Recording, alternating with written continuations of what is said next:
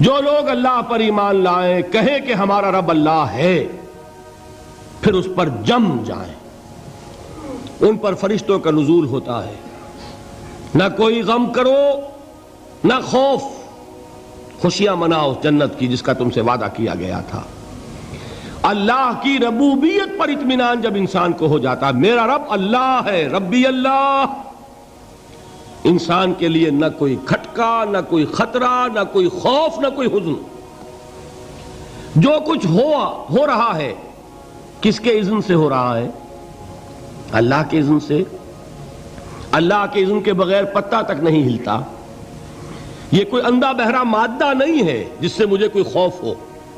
اندھا بھینسا چلا آ رہا ہو اس سے تو ڈرنے کا ہر انسان کو ڈرنا چاہیے، نہ معلوم کس کو ٹکر مار دے۔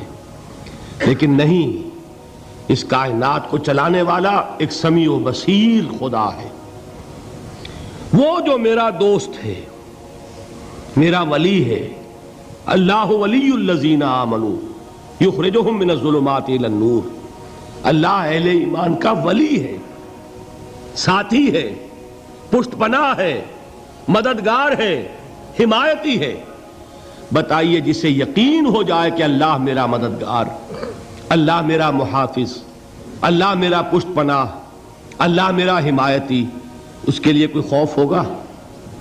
اس سے کوئی ڈر ہوگا؟ میں مثال دیا کرتا ہوں ایک بہت سادہ، پنجاب کے دیہات کی۔ تو بڑا چودھری ہے اور کوئی غریب کسان ہے۔ اس غریب کسان کے جانوروں کو ہر وقت اندیشہ ہوگا چوری کا، کوئی میری بھینس کھول کر نہ لے جائے، کوئی میرا بیل کھول کر نہ لے جائے۔ لیکن جس کے بارے میں یہ سب کو معلوم ہو کہ وہ جو بڑا چودھری ہے وہ اس کا دوست ہے، اس کی بچیا کو کوئی خوف ہوگا؟ اس کی بھینس پر کوئی ہاتھ ڈالے گا؟ اسے کوئی اندیشہ ہوگا؟ نہیں۔ کیوں؟ کہ وہ بڑا چودھری، بڑا اس کا یہاں کا سردار، جاگیردار، سب کو معلوم ہے وہ میرا دوست ہے، کوئی میرے خلاف اقدام نہیں کر سکتا۔ اس دنیا میں یہ چھوٹی سی بات اگر آپ کے دلی اطمینان اور سکون کا باعث بن سکتی ہے تو ذرا تصور کیجئے۔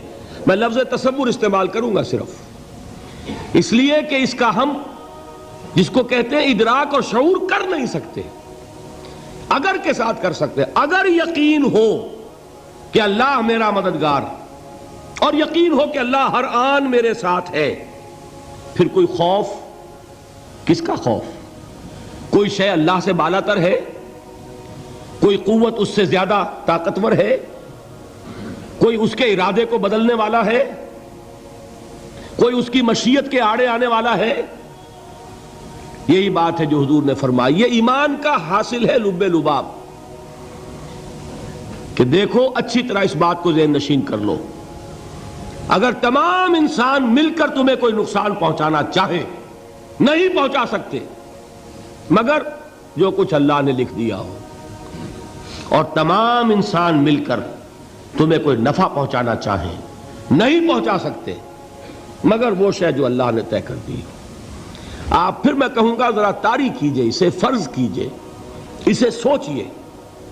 اگر اس حدیث پر ہمارا دل ٹھکا ہوا ہو تو کسی سے ڈر ہوگا؟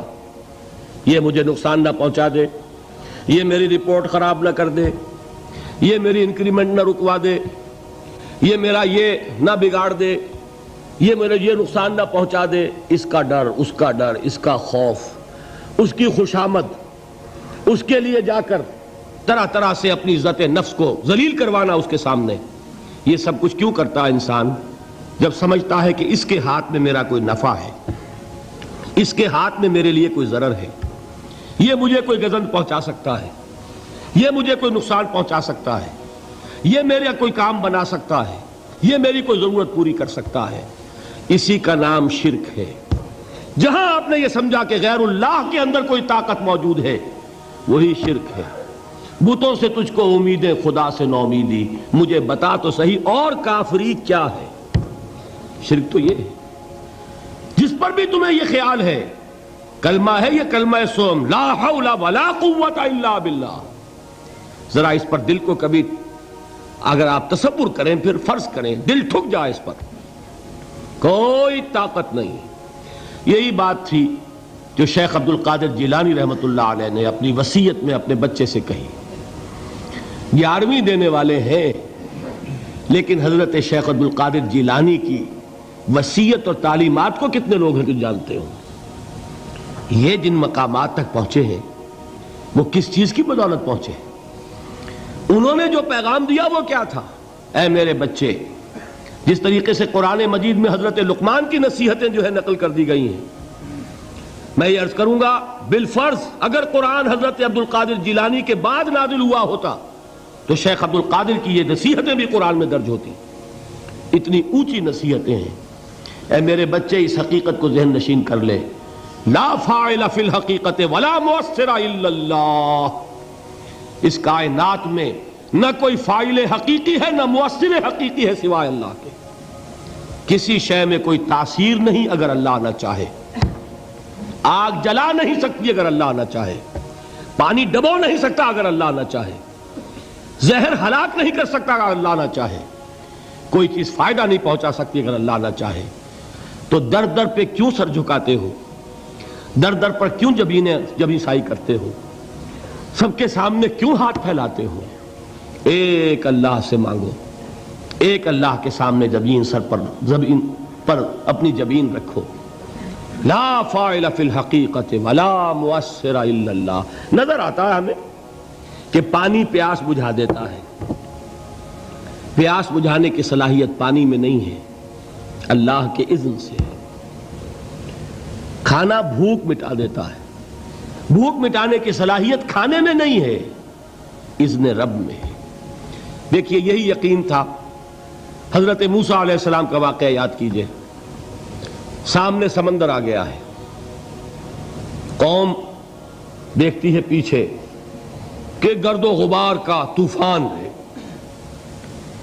معلوم ہوا کہ فرعون اپنے لشکر سمیت آ گیا ہے. لشکر جب چلتا تھا تیز رفتاری کے ساتھ تو گرد و غبار کا جو طوفان اٹھتا تھا اس کا تصور کیجئے. اور لمحہ بلمحہ وہ قریب آ رہا ہے. پوری قوم نے کیا کہا؟ اے موسیٰ انا لمدرکون. اے موسیٰ ہم کو پکڑے گئے. قرآن مجید نے تو یہاں وہ باتیں نہیں لکھی ہیں، لیکن تورات میں یہ درج ہے کہ بنی اسرائیل جھگڑنے لگے، دست و گریبان ہو گئے موسیٰ کے ساتھ. موسیٰ ہمیں یہاں مروایا لا کر، اس سے تو ہم ہی بہتر تھے. وہاں کھانے کو ملتا تھا، زندگی تو تھی، بیگار ہم کر رہے تھے، موت تو نہیں تھی. اب جو کچھ ہوگا اس کا تصور کرو، جس طریقے سے ہمارے ٹکڑے اڑائے جائیں گے. تو لڑ رہے ہیں حضرت موسیٰ علیہ السلام سے. یہ تورات کی تفصیل ہے. قرآن میں صرف اتنا آیا ہے، پریشان ہو کر انہوں نے کہا انا لمدرکون. موسیٰ ہم تو پکڑے گئے. اس وقت موسیٰ کا جواب کیا ہے؟ کلا ان معی ربی سیہدین. نہیں، میرے ساتھ میرا رب ہے، وہ راستہ دے گا. بتائیے کہاں راستہ نظر آ رہا ہے؟ یہ ہے ایمان بالغیب. راستہ نظر نہ آئے تب اللہ پر یقین ایمان ہے. جیب میں پیسے ہوں اور تب دل کو اطمینان ہے تو ایمان کس پر ہوا؟ پیسے پر، اللہ پر نہیں. جب وسائل و ذرائع نہ ہوں اور پھر یقین ہو کہ اللہ مسبب الاسباب ہے، وہ اسباب کا پابند نہیں ہے، وہ اسباب کا محتاج نہیں ہے، اسباب اس کے محتاج ہیں. اگر یہ یقین ہے تو اللہ پر ایمان ہے. یہ نہیں ہے تو تمہارا ایمان اسباب پر ہے، وسائل پر ہے، ذرائع پر ہے، مادیات پر ہے، اللہ پر نہیں. اس وقت کہاں راستہ تھا؟ کوئی راستہ تھا؟ سمندر ہے اور ادھر سے لشکر آ گیا ہے. کلا ان معی ربی سیہدین. اب دیکھیے ایمان کہہ دینا آسان ہے، ہوا معکم اینما کنتم. جہاں کہیں بھی تم ہوتے ہو اللہ تمہارے ساتھ ہوتا ہے. لیکن اس کا یقین قائم ہو جائے تو زمین و آسمان کا فرق واقع ہو جائے.